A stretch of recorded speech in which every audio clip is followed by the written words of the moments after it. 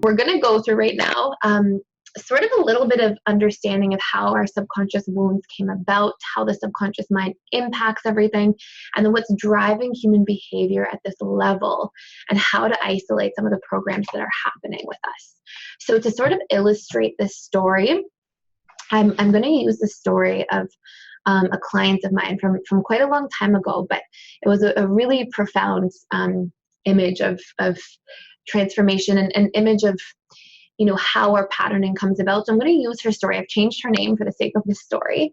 I'm going to be calling her Amy. And I'm going to just illustrate sort of her story and teach at the same time.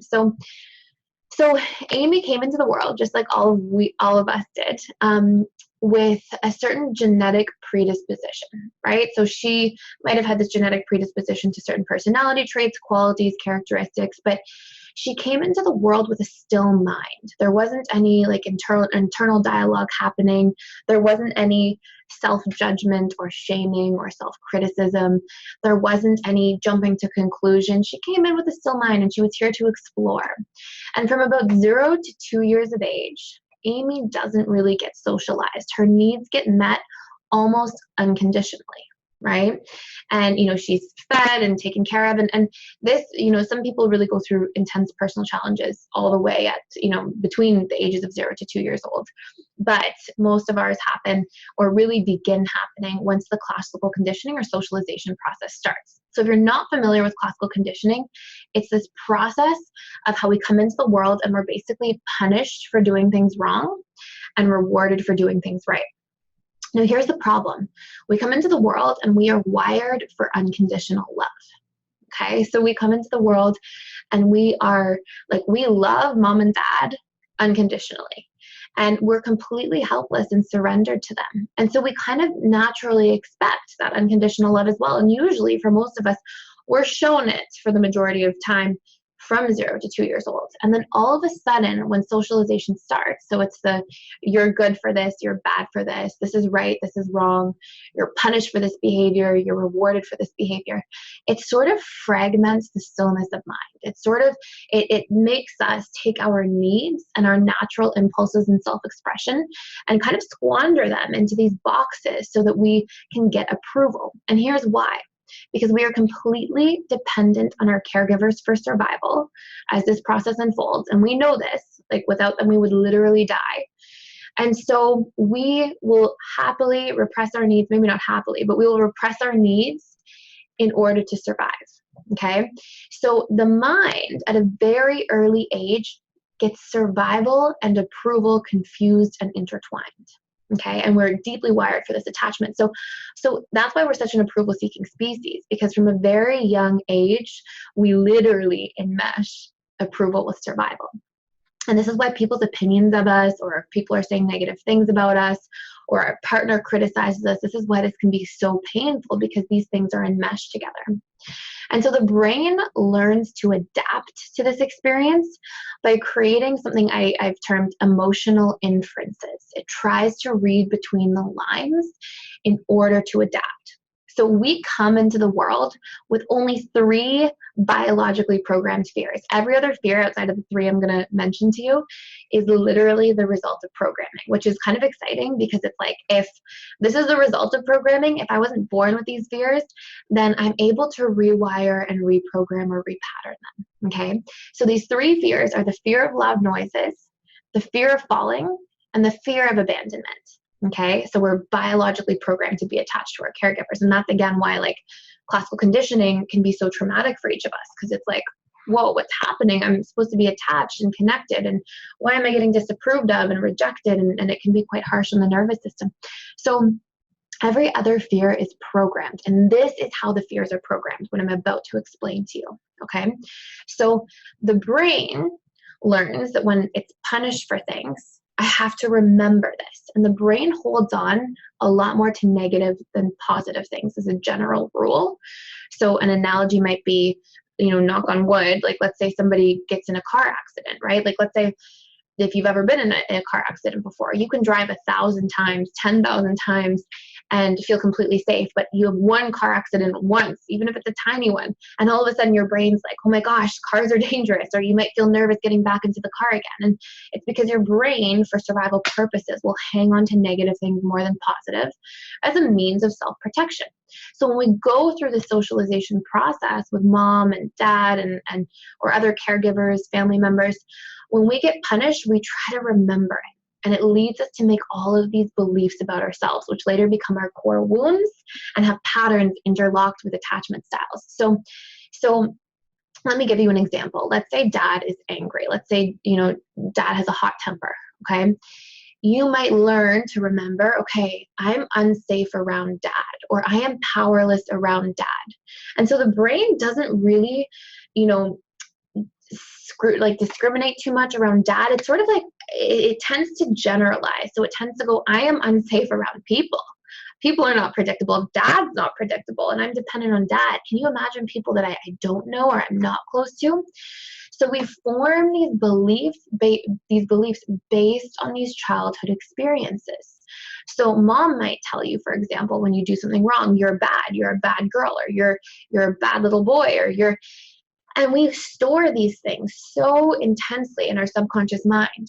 So then the brain is walking around going, okay, I'm bad and I'm powerless. And this is part of Amy's story. So Amy had a father with this hot temper. And she had a mother who was her mother was quite religious, and I think religion is a beautiful, beautiful thing, but I also think that religion sometimes has qualities where we can be quite judgmental or harsh, and her mother was, and not always the case, but just sometimes, and so her mother was quite shaming, like, you're bad for this, you're a bad girl for that, and so Amy started to collect these core beliefs. I am bad, I am unsafe, and then Amy went to school. And Amy was bullied at school a lot. So then Amy learned to collect this belief that, okay, people don't like me. Okay. So here she is, and her brain's holding on to these negative things a lot as a means of self-protection. It's like, if I know people don't like me, I can try to stay away from them or defend myself against them, and that's keeping me safer.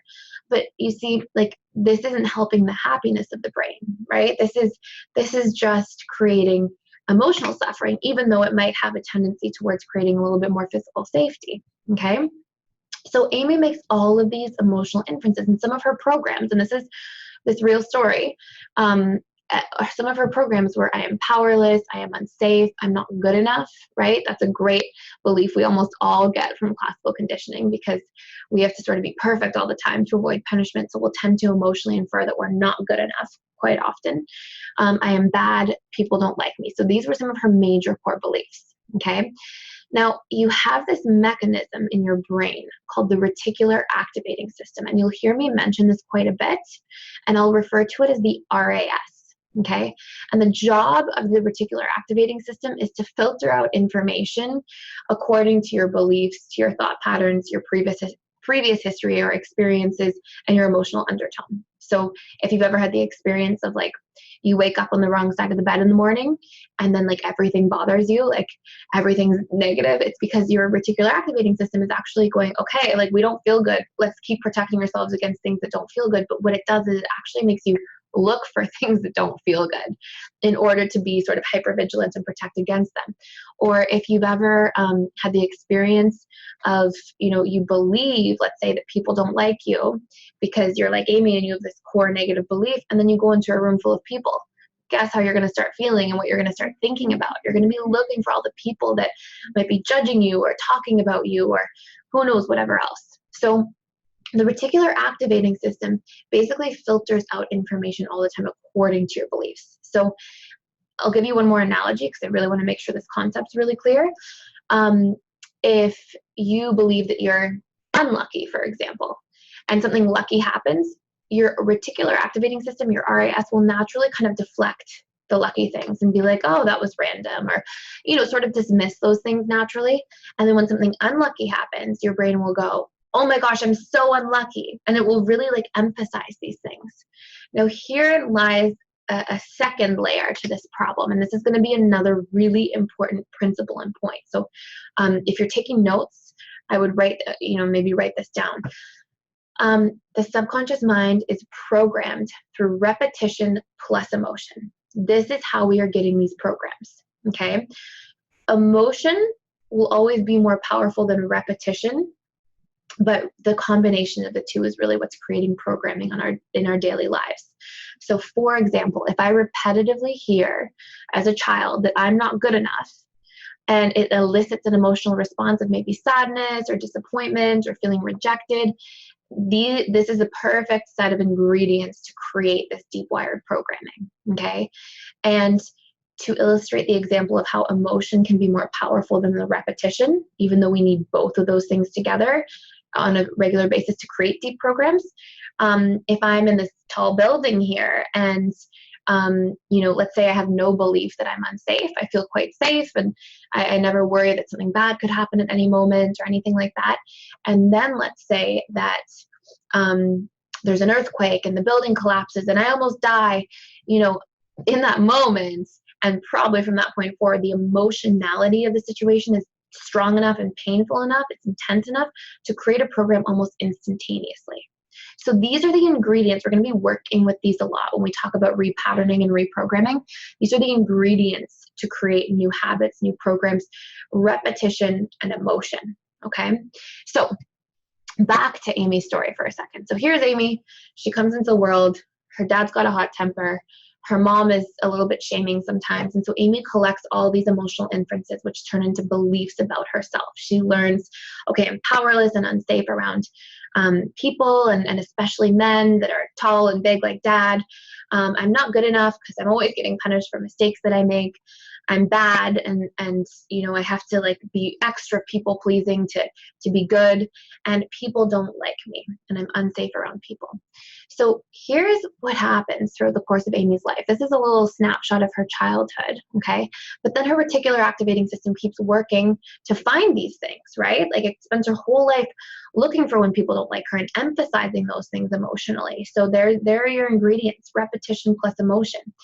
So what happens over the course of all of our lives is that when we get these patterns and programs, they tend to get more deeply wired into us all the time because our brain is looking for these things. So if we're not doing work on our subconscious programming and patterning, we tend to have more challenges over time as opposed to less, okay?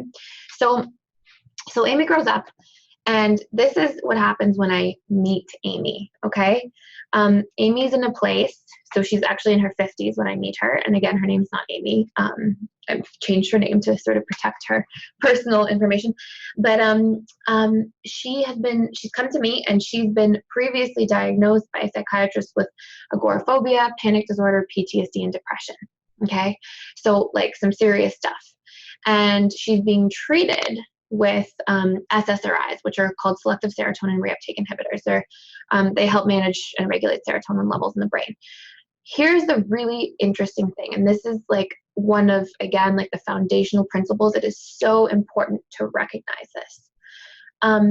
When we have these belief patterns, so like Amy's, I am unsafe, people don't like me, beliefs create thoughts, okay? So you can think of a belief like a tree trunk, and your thoughts like the tree branches kind of coming off of that tree trunk, okay? So the belief people don't like me when I walk into that room full of people might create all these thought patterns like people are judging me, people are looking at me funny, people think that I'm not good enough, people think, people are talking about me, they're gossiping about me. These things may not be happening, but this is what we're naturally believing because we see reality through a filter of our past. Okay, we all see reality through a filter of our past. And again, because the brain hangs on to painful things more than positive things as a general rule, or emphasizes them more, we have this tendency to see reality through a negative filter, not a positive one. Okay, and again, it's just survival oriented. It's for self-protection, but it creates a lot of pain. So beliefs create thoughts. The tree trunk and the tree branches. Thoughts produce emotions. Okay, you're not really having emotions except in one very specific context that I'll go into later, without first having painful thoughts and beliefs. And this is again like another foundational principle we'll be using, because emotions are basically feedback that you're running painful thought and beliefs. Okay, and now neuroscience has proven that every single decision we make is emotionally based. Okay, so even those of us that think that we're like logical, rational thinkers, we're actually making very emotionally based decisions at the tipping point, and then we're just quick to like rationalize or justify through logic. So you can think of it like this. Your beliefs, so I'm going to use the analogy here of Amy again. So let's just say her only beliefs in this area are I am unsafe and people don't like me. She goes out into the world and she's having all these, and this was her story, like this was the case. She was having all these really scary thoughts. Like she would go into a new workplace and she'd be like, I'm for sure going to get bullied. Everybody's going to bully me. I get bullied everywhere I go. And she would be in this like constant state of like attack and defend, attack and defend.